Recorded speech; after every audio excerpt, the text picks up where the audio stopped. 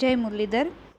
આજે આપણે પાઠ 17 દેશની મુખ્ય આર્થિક સમસ્યાઓ અને પડકારો, જે બે સમસ્યાઓ છે ગરીબી અને બેરોજગારી, એના વિશે માહિતી મેળવીશું।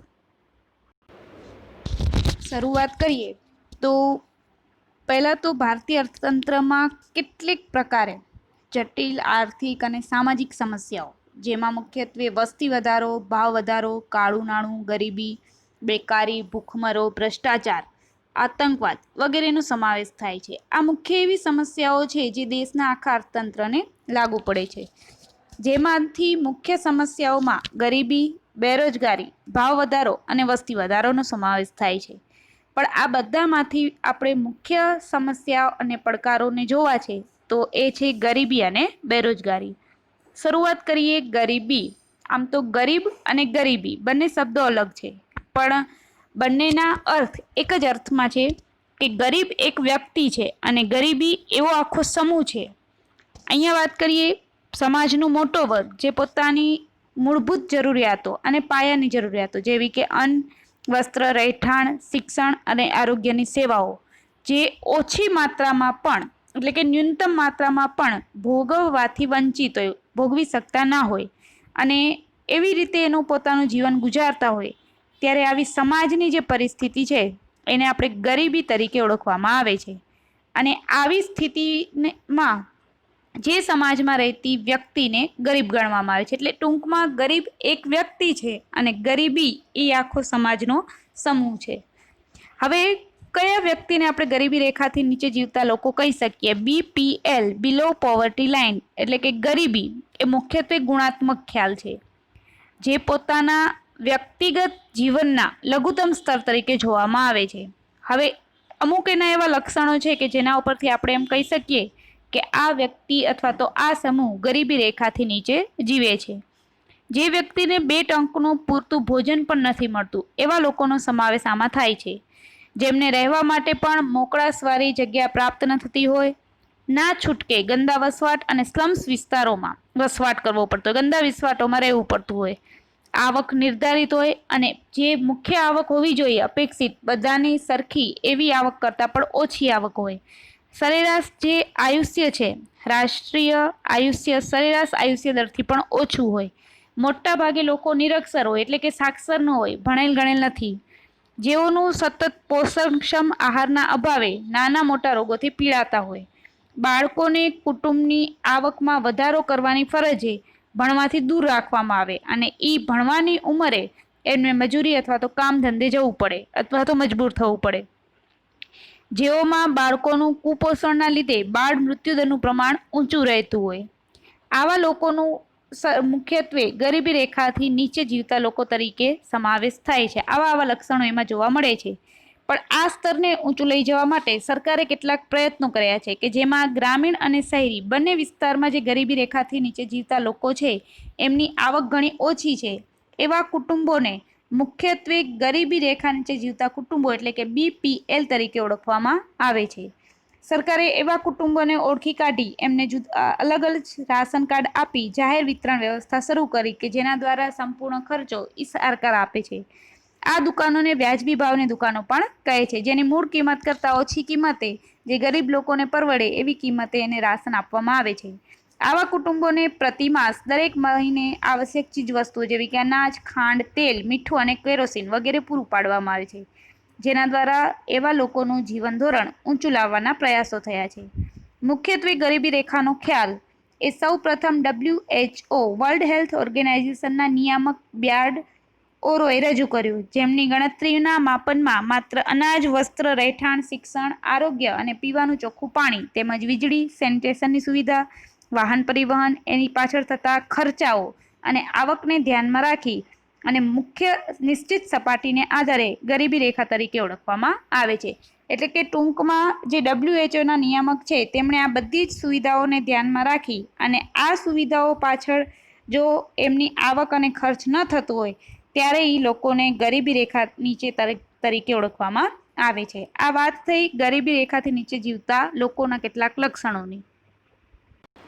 હવે જોઈએ ગરીબીનું માપન। મુખ્યત્વે ગરીબીનું માપન બે રીતે થાય છે। એક તો કોઈ એક કુટુંબ દ્વારા વિભિન્ન વસ્તુઓ અને સેવાઓ પાછળ જે ખર્ચ કરવામાં આવે છે એના આધારે, અને અથવા તો કુટુંબ દ્વારા જે આવક મળે છે એના આધારે. એટલે કે ટૂંકમાં બે રીતે, એક ખર્ચના આધારે અને બીજી આવકના આધારે. હવે જોઈએ બીજા પ્રકાર બતાવ્યા છે, એક નિરપેક્ષ ગરીબી અને બીજું સાપેક્ષ ગરીબી. એટલે કે સમાજનો જે લોકો અનાજ, કઠોળ, દૂધ, શાકભાજી અને કપડાં આ બધી પ્રાથમિક જરૂરિયાતો છે, પણ આવી જરૂરિયાતોને લઘુત્તમ બજાર ભાવે પણ, એટલે કે જે ઓછામાં ઓછા ભાવ છે એ ભાવે પણ પ્રાપ્ત કરી શકવા સમર્થ ન હોય, ત્યારે તેવા લોકોને નિરપેક્ષ ગરીબ તરીકે ઓળખવામાં આવે છે. હવે ગરીબ એ વ્યક્તિ છે અને ગરીબી એ આખા વ્યક્તિઓનો સમૂહ છે. બીજું છે સાપેક્ષ ગરીબી. બીજો જે પ્રકાર છે એ સાપેક્ષ ગરીબી, એટલે કે સમાજના જે જુદા જુદા આવક ધરાવતા વર્ગોમાંથી એવા એક જૂથ અન્ય જૂથો કરતાં ઓછી આવક મેળવતો હોય તો તેવા લોકોને સાપેક્ષ ગરીબ તરીકે ઓળખવામાં આવે છે. ટૂંકમાં એકની સરખામણીએ બીજો ઉચ્ચ આવક ધરાવતો વર્ગ એ સાપેક્ષ ગરીબ તરીકે માનવામાં આવે છે. હવે દાખલા તરીકે અહીંયા ઉદાહરણ આપવામાં આવ્યું છે કે 3 જૂથો છે, એ, બી અને સી. એ વ્યક્તિની આવક 10,000 છે, બી વ્યક્તિની આવક 20,000 અને સી વ્યક્તિની આવક 30,000. હવે આ ત્રણેય જૂથોને આધારે બીની સરખામણીએ એ સાપેક્ષ ગરીબ છે, એની આવક ઓછી છે, જ્યારે સીની સરખામણીએ એ અને બી બંને ઓછી આવક ધરાવતા હોવાથી સાપેક્ષ ગરીબ તરીકે ઓળખવામાં આવે છે.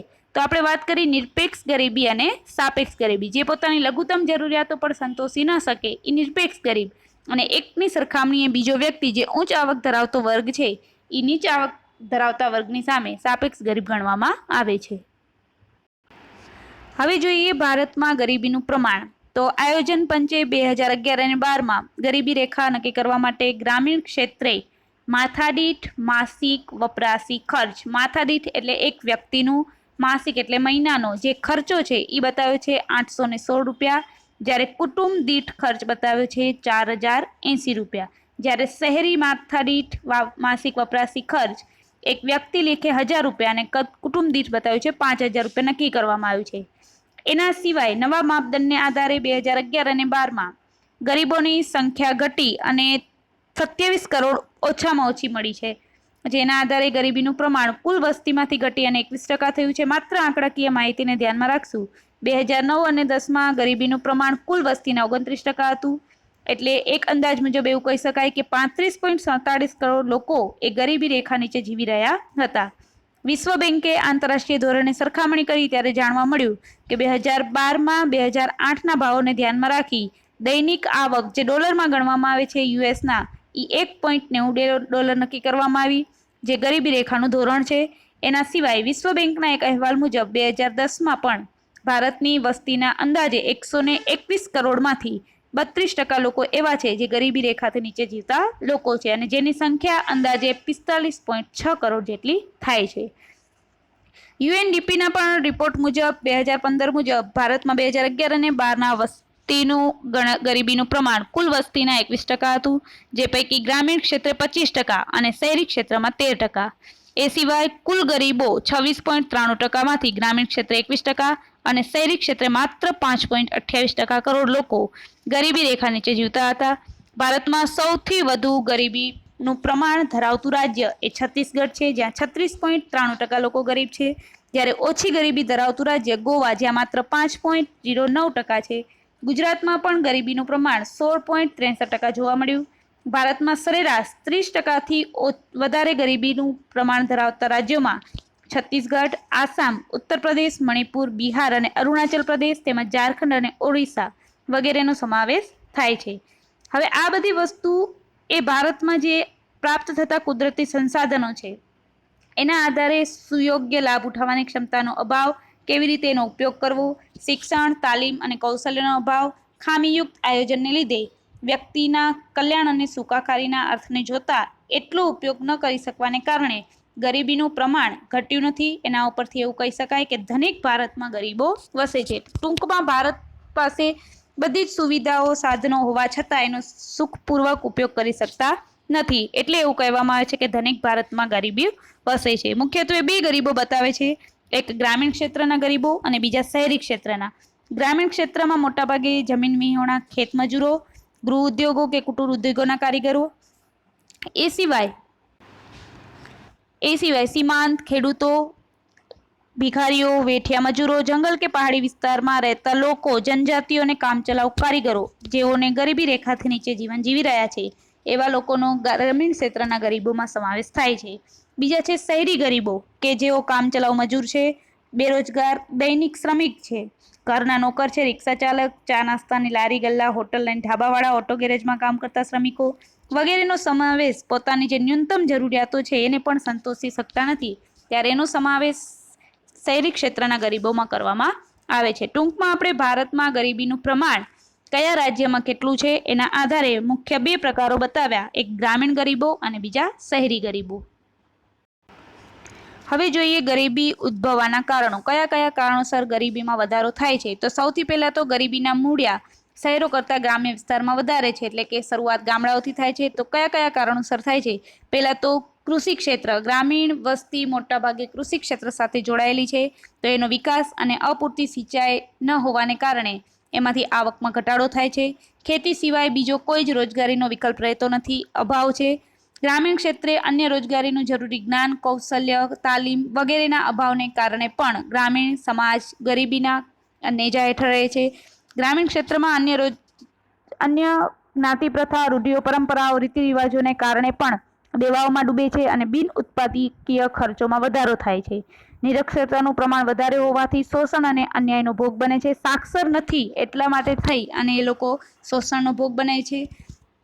આર્થિક નીતિઓના ઘડતરમાં પણ માનવીની જરૂરિયાતો અને આર્થિક હિતોની ઉપેક્ષા કરવામાં આવે છે.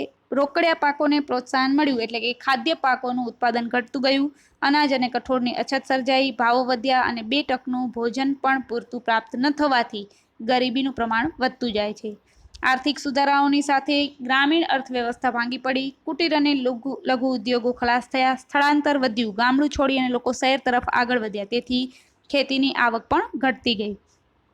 ગરીબોમાં કુપોષણનું પ્રમાણ વધ્યું, રોગોના શિકાર બન્યા, આરોગ્ય વિષયક ખર્ચાઓ વધ્યા, આવક સ્થિર રહી અને સારવાર અને દવા પાછળના ખર્ચાઓ વધવાથી પણ ગરીબીનું પ્રમાણ વધતું ગયું. ટેકનોલોજીમાં ફેરફાર આવ્યો, પરંપરાગત વ્યવસાયો, કુટીર ઉદ્યોગો ભાંગી પડ્યા, બેકારીમાં વધારો થયો, વસ્તી વૃદ્ધિનો દર વધ્યો, મૃત્યુ દર ઘટ્યો, સરેરાશ આયુષ્યમાં વધારો થયો, માંગ વધતી ગઈ, શ્રમનો પુરવઠો વધતો ગયો અને બેકારી પણ વધતી ગઈ. બીજી બાજુ જીવન જરૂરિયાત ચીજવસ્તુની માંગની સામે ઉત્પાદન ભાવો ઘટતા ગયા, ખરીદ શક્તિમાં ઘટાડો થયો, જીવન ધોરણ કથળ્યું અને અંતે ગરીબાઈમાં વધારો થયો. આ મુખ્ય એવા કારણો છે કે જેના કારણે ગરીબીમાં વધારો થાય છે. પહેલા તો એ ગ્રામીણ ક્ષેત્રની વાત કરી કે ગ્રામીણ ક્ષેત્રમાં વધારે છે. મુખ્ય ઉદ્યોગ કૃષિ છે, એના સિવાય કોઈ ઉદ્યોગ રહેતો નથી, અન્ય ઉદ્યોગો પડી ભાંગે છે, નિરક્ષરતા છે, જેના કારણે ગરીબીમાં પ્રમાણમાં વધારો થાય છે. આ વાત થઈ ગરીબી ઉદ્ભવવાના કારણોની. હવે જોઈએ ગરીબી નિવારણની વ્યૂહરચનાઓ કે કયા કારણોસર ગરીબીને દૂર કરી શકાય. તો ગરીબીનું જે 20 ચક્ર છે એ ભારતમાં પકડ જમાઈ રહ્યું છે. ધીમે ધીમે કયા કયા કારણોસર આપણે એને દૂર કરવાની છે? તો પહેલા તો અત્યાર સુધી જે 11મી પંચવર્ષીય યોજનાઓ પૂરી થઈ, જેમાં આર્થિક વિકાસને આધારે ગ્રામીણ ક્ષેત્રમાં ઉપેક્ષા એ મુખ્ય જવાબદાર પરિબળ હતું. સુવર્ણ શિખર ભલે શહેરોમાં હોય પણ એના મૂળિયા તો ગામડામાં જ છે અને ગામડું એ ભારતીય અર્થતંત્રનું હૃદય છે, ધબકતું રહે છે. સમૃદ્ધ રાખવા માટે અંદાજપત્રમાં મોટો હિસ્સો ગ્રામના વિકાસ પાછળ ખર્ચાવો જોઈએ, જે સાચા અર્થમાં થતો નથી. એટલે કે હવે વર્તમાન સમયમાં સરકારે ગ્રામોદયથી ભારતોદય એટલે કે સૌથી પહેલો વિકાસ ગામડાઓમાં અને પછી ધીમે ધીમે ભારતનો વિકાસ થાય એવા વિચારને અમલમાં મૂકી કેન્દ્ર અને રાજ્ય સરકાર દ્વારા સંપૂર્ણપણે ગરીબીને દૂર કરવા માટે ગ્રામીણ ક્ષેત્રે માળખાગત સુવિધાઓ, કૃષિ ક્ષેત્રનો વિકાસ, ઉદ્યોગો, કુટીર ઉદ્યોગો, લઘુ ઉદ્યોગો વગેરે ઉપર ભાર આપી નવી યોજનાઓ અને કાર્યક્રમોને અમલમાં મૂક્યા, જેના દ્વારા રોજગારીની તકોમાં વધારો થયો અને પરિણામે આવક વધતા ગરીબીમાં ઘટાડો થયો. હવે કયા કયા કારણો છે તો જોઈએ. સૌથી પહેલા તો એક સૂત્ર આપ્યું, ગરીબી હટાવો, જેના આધારે મોટા પાયા અને ભારે ચાવીરૂપ ઉદ્યોગોનો વિકાસ થયો, વિકાસને પ્રોત્સાહન મળ્યું, શહેરોમાં વિકાસ વધતો ગયો. બીજી બાજુ ગ્રામીણ ક્ષેત્રે એક કૃષિ ક્ષેત્રમાં હરિયાળી ક્રાંતિ આવી, જેનાથી ખેતી ક્ષેત્રમાં વિકાસ થયો, ઉત્પાદન વધ્યું, રોજગારીની તકો થઈ, રોજગારી વધી તો આવકમાં પણ વધારો થયો અને ગરીબીની સ્થિતિમાં સુધારો થયો. વિકાસની સાથે સાથે આર્થિક લાભો ઉદ્યોગો માલિકો, ખેડૂતો, જમીનદારો બધાને મળતા ગયા. ગરીબોમાં વધારો જે થતો હતો તેની સંખ્યામાં ઘટાડો થયો. આર્થિક વિકાસની ગતિ ધીમી પડી. આર્થિક વિકાસની સાથે સાથે આવકની અન્યાયી અને અસમાન વહેંચણી હતી, જેના કારણે આવક અને સંપત્તિનું કેન્દ્રીકરણ તેમજ ટોચના જે અમુક ધનિક વર્ગો છે એમના જ હાથમાં રહ્યું. વિસ્તરણ ન થતાં ગરીબીની સ્થિતિમાં કોઈ પણ જાતનો સુધારો ન થતાં આવક અને અસમાન વહેંચણીને આધારે ધનિકો વધારે ધનિક બન્યા અને ગરીબો વધારે ગરીબ બન્યા. સરકારે આવકની અસમાન વહેંચણીને દૂર કરવા માટે કરવેરા નીતિ લાવી. ગરીબ વ્યક્તિઓને જરૂરિયાત પૂરતી વસ્તુઓ રહે, ઉત્પાદન વધે, ધનિકોને વપરાશી ચીજ વસ્તુઓ, સેવા, મોજશોખની વસ્તુઓ વગેરે પાછળ આવક પર ઊંચા કરવેરા લાખવામાં આવ્યા, જેથી કરીને ઉત્પાદન ઘટે અને ગરીબ વર્ગોને એના માટેની જે આવક છે એની સરળતાથી પ્રાપ્તિ થાય, ખર્ચાઓ વધી ન જાય, જીવન જરૂરિયાત સંતોષવા પાછળ ખર્ચાઈ ન જાય તેની કાળજી રાખી જીવન જરૂરિયાત ચીજવસ્તુઓ માટે જાહેર વિતરણ પ્રણાલી PDS એટલે કે વ્યાજબી ભાવની દુકાનો દ્વારા રાહત દરે ઘર આંગણે અનાજ પૂરી પાડવાને આધારે જીવન ધોરણ ઊંચું લાવવાનો વ્યૂહ અપનાવ્યો. ધનિક વર્ગ વસ્તુનું ઉત્પાદન ઘટે અને ઉત્પાદનના સાધનોની ફાળવણી મુખ્યત્વે ગરીબ વર્ગોની ચીજવસ્તુના ઉત્પાદન તરફ વળે એવા પ્રયત્નો સરકાર દ્વારા કરવામાં આવ્યા. ત્રીજું છે ગરીબી નાબૂદી માટે કૃષિ ક્ષેત્ર ઉપર ભાર રાખવામાં આવ્યો, જેનાથી જમીન ટોચ જે સંસ્થાગત સુધારાઓ છે, જમીન ટોચ મર્યાદાનો ધારો, ગણોત નિયમન, ખેડકની સલામતી, ગ્રામીણ ક્ષેત્રે જે ધનિક ખેડૂતો છે અને જમીનદારોની આવકમાં ઘટાડો કરી જમીન વિહોણા જેની પાસે જમીન નથી એવા લોકોને ખેત મજૂરોની આવકમાં વધારો થાય અને ગરીબીની સ્થિતિમાં સુધારો થાય એવા પણ વ્યૂહ અપનાવવામાં આવ્યો. ચોથું છે સરકારે કૃષિની સાથે સાથે અન્ય જે ઉદ્યોગો છે, પશુપાલન, ડેરી ઉદ્યોગ, મત્સ્ય ઉદ્યોગ, નાની મોટી સિંચાઈ યોજનાઓ વગેરેનો વિકાસ સાધ્યો. ગૃહ ઉદ્યોગ, કુટીર ઉદ્યોગ, લઘુ ઉદ્યોગ બધાને પ્રોત્સાહન આપ્યું. સ્વાવલંબન પ્રાપ્ત થાય અને ઓછા યંત્રોએ વધારે ઉત્પાદન પ્રાપ્ત થાય, રોજગારી વધે, હાથસાળ કુટીર ઉદ્યોગ પ્રોત્સાહક નીતિ આપવામાં આવી, આર્થિક સહાય આપવામાં આવી. ગૃહ ઉદ્યોગોને કાયદામાંથી અનામત રાખવામાં આવ્યા, જેના કારણે ગ્રામીણ ક્ષેત્રે રોજગારીનું આર્થિક તકોનું સર્જન થયું. યુવાઓ માટે વૈકલ્પિક રોજગારી માટેની તકો મળી. શિક્ષણ, તાલીમ, કૌશલ્યમાં વધારો કરવામાં આવ્યો, જેથી રોજગારલક્ષી ક્ષમતાનો વિકાસ થાય. નવા નવા ક્ષેત્રો ખુલ્યા, આવક વધી. પરિણામે આ સ્થિતિમાં સુધારો લાવવાની વ્યૂહરચનાને આધારે સ્વરોજગારીના કાર્યક્રમો સરકારે અમલમાં મૂક્યા.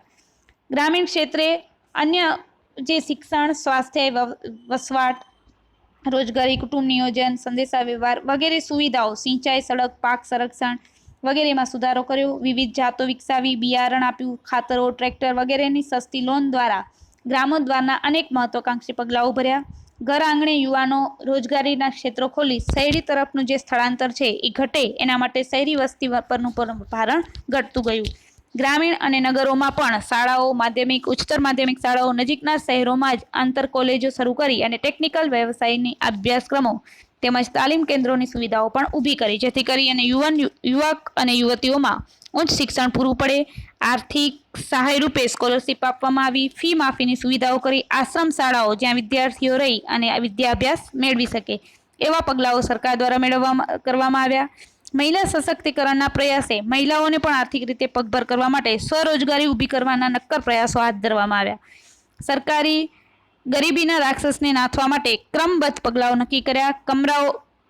આ પગલાઓ અમલમાં આવવા છતાં અર્થતંત્રમાં ક્યાંક ને ક્યાંક હજી પણ ગરીબીના જળમૂળને ઉખાડી દેવાનું સ્વપ્ન સાકાર કરવામાં વિશ્વ બેંકે 2030 સુધીમાં ગરીબી નિર્મૂલનનો કાર્યક્રમમાં જે વિઝન આપવામાં આવ્યું છે એના મિશન રૂપે કામ કરવા ભારતે હજી ઘણી મંજિલ કાપવાની જરૂરિયાત છે, એટલે કે કાપવાની રહેશે. 2030 સુધી એવું કાર્યક્રમનો અમલ છે કે સંપૂર્ણપણે ભારત દેશ ગરીબીમાંથી દૂર થાય. તો આ આપણે વાત કરી મુખ્યત્વે ગરીબોને નિવારણ માટેની વ્યૂહરચનાઓ કે આવા પગલાઓ ભરવાથી ગરીબીનું પ્રમાણ ઘટાડી શકાય. હવે જોઈએ ગરીબી નિવારણના કાર્યક્રમો. પોવર્ટી એલિવેશન પ્રોગ્રામ એટલે કે ગરીબીને દૂર કરવા માટે જે ઉપાયો આપવામાં આવ્યા હતા એને સફળ બનાવવા માટે શહેરી અને ગ્રામીણ વિસ્તારના લોકોમાં સીધી અસર થાય એના માટે કેટલીક કલ્યાણકારી યોજનાઓનો સીધો આર્થિક લાભ તેને મળે અને રોજગારીની તકો પાર પડે એ માટે કેટલાક કાર્યક્રમો અમલમાં મૂકવામાં આવ્યા છે, જેમાં ગરીબી નિર્મૂલન કાર્યક્રમોને 5 વિભાગમાં વહેંચવામાં આવ્યા. પહેલું છે વેતનયુક્ત રોજગારીના કાર્યક્રમો, સ્વરોજગારીના કાર્યક્રમો, અન્ન સુરક્ષાને લગતા કાર્યક્રમો, સામાજિક અને સલામતીને લગતા કાર્યક્રમો અને શહેરી ગરીબ નિવારણના કાર્યક્રમો. હાલમાં 5 ક્ષેત્રોમાં બધા જ શ્રેણીબદ્ધ કાર્યક્રમો અમલમાં છે, જેમાંથી મુખ્ય કાર્યક્રમો અને યોજનાઓની થોડી ચર્ચા કરવાની છે. જેમાં કૃષિ સાથે જોડાયેલા સિંચાઈ, સડક, પાક સંરક્ષણ વગેરેને આધારે કેટલીક યોજનાઓ અમલમાં મૂકવામાં આવી છે, જેનાથી રોજગારી મેળવી શકાય, જેમાંથી સીધી આવકની પ્રાપ્તિ થાય અને ગરીબોની સ્થિતિમાં સુધારો થાય, જે એનો મુખ્ય હેતુ છે. એટલે મુખ્યત્વે કૃષિ ક્ષેત્રમાં આ બધી યોજનાઓને અમલ મૂકવામાં આવ્યો છે, આ બધા કાર્યક્રમો લાગવામાં આવે છે. એમાં પહેલું જ છે પ્રધાનમંત્રી કૃષિ સિંચાઈ યોજના, જેમાંથી ખેતીમાં વૃદ્ધિ દરમાં વધારો થાય, કૃષિ સંલગ્ન વિભાગો વિકસે, સિંચાઈની સગવડોમાં વધારો થાય, જમીનની સિંચાઈ હેઠળને આવરી લેવામાં આવે, ટપક સિંચાઈ પદ્ધતિથી ઉત્પાદન કરવામાં આવે, ખેતરને પાણી મળી રહે, જળ સંકટને નાથવા માટે નાના મોટા અને મધ્યમ કદના ચેકડેમો બંધાવવામાં આવે, જેથી કરી ખેડૂતોને ખેતીના જોખમ અને દેવામાંથી બચાવી શકાય. અને બધી જ રોજગારી દ્વારા આવક પૂરી પાડી અને ગરીબીમાંથી દૂર કરી શકાય. ત્યાર પછી બીજું છે પ્રધાનમંત્રી ફસલ વીમા યોજના, કે કોઈ કારણોસર કુદરતી આફતો દ્વારા ખેડૂતોને નુકસાનીમાં આર્થિક ટેકો પૂરો પાડવા માટે પ્રધાનમંત્રી ફસલ વીમા યોજના આપવામાં આવે છે, કે જે નુકસાન થયું છે એના વળતર સ્વરૂપે સરકાર દ્વારા એને આવક આપવામાં આવે છે. ત્રીજું છે રાષ્ટ્રીય પેયજળ કાર્યક્રમ, જેનાથી ખેતરમાં પાણી અને જે હયાત કેનાલ છે એના માળખામાં સુધારો કરવો, જમીન ધોવાણ અટકાવવું, ટ્યુબવેલ ક્ષાર નિયંત્રણ કાર્યક્રમો અમલમાં મૂક્યા, જેથી તળાવનું ખોદકામ, ટાંકીનું નિર્માણ, વરસાદી પાણીનો સંગ્રહ, વનરોપણ વગેરે દ્વારા નવીનીકરણ અને ચેકડેમના પુનઃઉદ્ધાર દ્વારા રોજગારલક્ષી કાર્યક્રમો અમલમાં મૂક્યા, જેથી કરી ગ્રામીણ ક્ષેત્રે કૃષિ પર આધારિત જે ગરીબ કુટુંબો છે એને ગરીબીમાંથી બહાર લાવી શકાય અને તેને આર્થિક ટેકારૂપ સહાય કરી શકાય. ત્યાર પછી છે ઇનામ યોજનાઓ, જે હેઠળ ખેડૂતો માટે રાષ્ટ્રીય કૃષિ બજાર ઊભું કરવામાં આવ્યું. ખેડૂતો ઓનલાઈન પોતાના જે ઉત્પાદનો છે એની સૂચિબદ્ધ તૈયાર કરાવી શકે. એક વેપારી છે એ કોઈ પણ જગ્યાએથી પોતાની ઉત્પાદનની બોલી લગાવી શકે. જે વચેટિયાઓ અને દલાલો છે તેનાથી જે નુકસાન થતું હતું એમાંથી ખેડૂતોને બચાવી શકાય. એના ભાગરૂપે આ યોજનાનો અમલ કરવામાં આવ્યો છે અને આ યોજનાનો મુખ્ય હેતુ છે. ત્યાર પછી જોઈએ ગ્રામોદયથી ભારત ઉદય. આ એવા કાર્યક્રમો છે કે જેમાંથી ગરીબીને દૂર કરવાની છે. આ કાર્યક્રમો થકી ખેડૂતોલક્ષી યોજનાઓમાં વન્ય પ્રાણીઓને થતા નુકસાનો, પાકનું રક્ષણ, તાર વાડ માટે આર્થિક સહાય, અછત કે દુકાળના સમયે ઘાસ અને પશુ શેલ્ટર બાંધવા માટે સહાય, વરસાદની આગાહી છે એવા ખનિજ ક્ષેત્ર શોધવા, સર્વે કરવો, રેકોર્ડ જાળવવા, યાંત્રિકીકરણ આવ્યું એનાથી ટ્રેક્ટર, મિની ટ્રેક્ટર વગેરે ખરીદવા માટે ઓછા વ્યાજે લોન ધિરાણ આપવું, સબસિડી આપવી, પાણીના ટાંકીનું નિર્માણ કરવા માટે, બાગાયતી પાકોને ગુણવત્તા સુધારવા માટે. આ બધી એવી યોજનાઓ છે જે મુખ્યત્વે ગ્રામીણ ક્ષેત્રમાંથી શરૂ કરવામાં આવે છે અને કૃષિ ક્ષેત્રને મોટાભાગે લાગુ પાડવામાં આવે છે, જેથી કરી અને ગ્રામીણ ગરીબ છે એના પ્રમાણમાં ઘટાડો થાય. આમ ખેડૂતોને દેવામાંથી ઉગારવાના પ્રયાસ રૂપે આ વિવિધ સહાયો પૂરી પાડવામાં આવે છે, જેમાં કેન્દ્ર અને રાજ્ય સરકારે આ યોજનાઓ રાખવામાં આવી છે. ત્યાર પછી ત્રીજી યોજના છે પંડિત દીનદયાળ ઉપાધ્યાય ગ્રામ જ્યોતિ યોજના, એટલે કે 24 કલાક રાત અને દિવસ સતત વીજળીનો પુરવઠો આપવામાં આવે ગ્રામીણ ક્ષેત્રમાં વિના અવરોધે. ઘરમાં, ખેતરમાં રાહત દરે વીજળી પૂરી પાડવામાં આવે. વીજળીની સુવિધા વિનાના 18,000 ગામડાઓમાં આજે વીજળી પહોંચાડવા માટે નવી લાઈનો, સબસ્ટેશનો સ્થાપવા, કૃષિ ક્ષેત્ર વીજળીના સાધનોની ખરીદી માટે પણ સબસિડી આપવામાં આવે છે, જેથી કરી અને ગરીબ ખેડૂતોને આવકમાં ટેકો પૂરો પાડવાનો પ્રયાસ છે. એ સિવાય સૌર ઉર્જા દ્વારા પણ વીજળીના સાધનો આપવામાં આવે છે, સોલાર ટેકનિકલ સાધનો, એના માટે પણ સબસિડી પૂરી પાડવામાં આવે છે. આ છે દીનદયાળ ઉપાધ્યાય ગ્રામ જ્યોતિ યોજના. ત્યાર પછી છે આદિવાસી મહિલાઓ પશુપાલન માટે સંકલિત ડેરી વિકાસ. એ મુખ્યત્વે કૃષિ વિષયક જે બાગાયતી વિકાસ છે ખેતીનો, એના વેલાઓ માટે મંડપ બનાવવા માટે સહાય, સજીવ ખેતીની ગ્રેડિંગ, પેકેજિંગની તાલીમ અને માર્ગદર્શન પૂરું પાડે છે. પછી છે સેન્દ્રિય ખેતીનું પ્રોત્સાહન, એટલે કે રજિસ્ટ્રેશનમાં, ફી સહાયમાં, ખેતી સામગ્રીની ખરીદીમાં, તાલીમ, શિક્ષણ વ્યવસ્થા, ઓછા દરે ધિરાણ, આ બધા જ પગલાઓ ભરી પર્યાવરણને ધ્યાનમાં રાખી અને ખેતી ખર્ચમાં ઘટાડો થાય એ મુખ્યત્વે આ યોજનાનો હેતુ છે. પછી છે મુખ્યમંત્રી ગ્રામ સડક યોજના, કે જેના હેઠળ રસ્તાનું કામનું આયોજન કરવામાં આવે છે. જે ગામડાઓ છે એ એકબીજા સાથે સડક માર્ગથી અને હાઈવેથી જોડાય છે. ગ્રામ પંચાયત સહાય આપે છે અને આના કારણે જ રોજગારલક્ષી કાર્યક્રમો અમલમાં રાખવામાં આવે છે.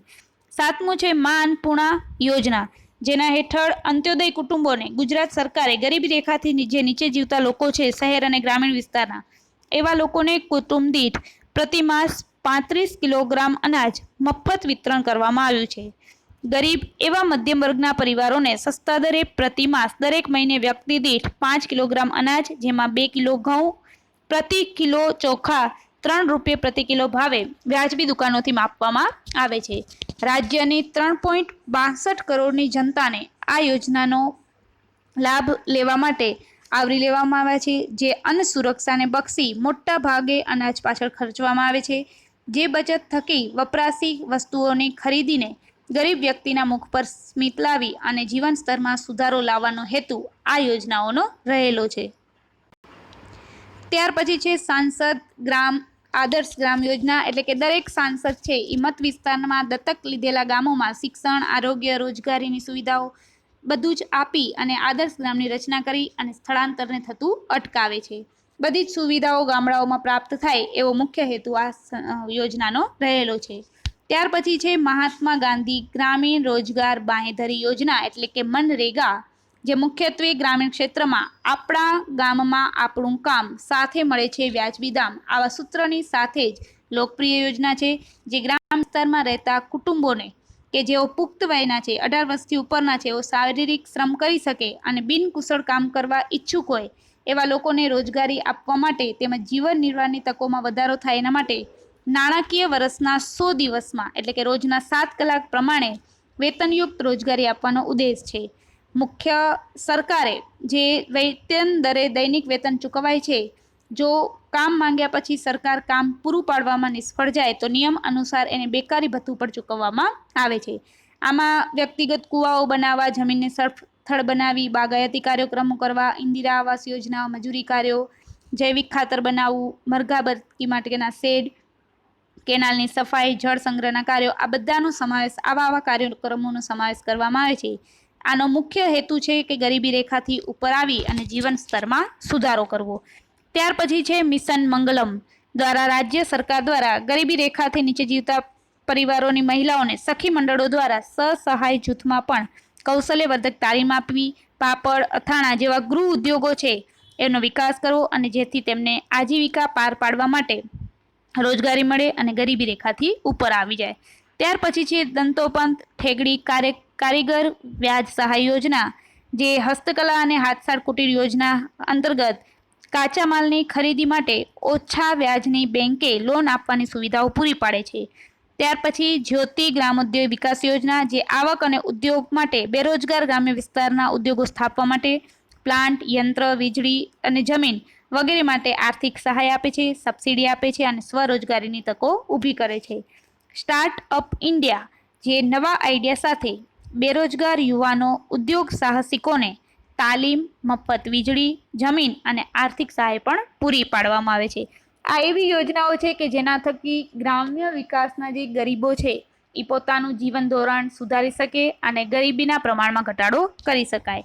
ત્યાર પછી છે વાજપાઈ બેંકેબલ યોજના, જે ગ્રામીણ અને શહેરી બેરોજગારો જેઓની ઉંમર 18 થી 65 વર્ષની છે અને 4થું ધોરણ પાસ હોય એવાઓને તાલીમ આપી ઉદ્યોગો માટે કારીગરોને ધંધા માટે નિયત કરેલું રકમનું ધિરાણ પૂરું પાડવામાં આવે છે, જે સ્વરોજગારીનો કાર્યક્રમ છે જેનાથી આવકની પ્રાપ્તિ થાય છે. અને છેલ્લું છે એગ્રો બિઝનેસ પોલિસી 2016 દ્વારા રાજ્ય સરકારે પ્રોસેસ્ડ ફૂડ પ્રોડક્ટના નિકાસમાં સહાય અને એગ્રો ફૂડ પ્રોસેસિંગ યુનિટો સ્થાપી અને 10 લાખ લોકોને રોજગારી પૂરી પાડવાની યોજના અમલમાં મૂકી, જેના દ્વારા ગરીબીમાં ઘટાડો કરી શકાય. મુખ્યત્વે આ ગરીબી નિવારણના કાર્યક્રમો છે કે જેના દ્વારા ગરીબીને દૂર કરવામાં આવે. તો આ વાત થઈ ગરીબી નિવારણના કાર્યક્રમની. ટૂંકમાં આપણે ભારતની જે મુખ્ય સમસ્યાઓ છે એમાં ગરીબી વિશે માહિતી મેળવી છે. હવે પછીની જે બીજી સમસ્યા છે બેરોજગારી, એની માહિતી આપણે અગાઉના વિડીયોમાં આગળ આવતા વિડીયોમાં મેળવીશું.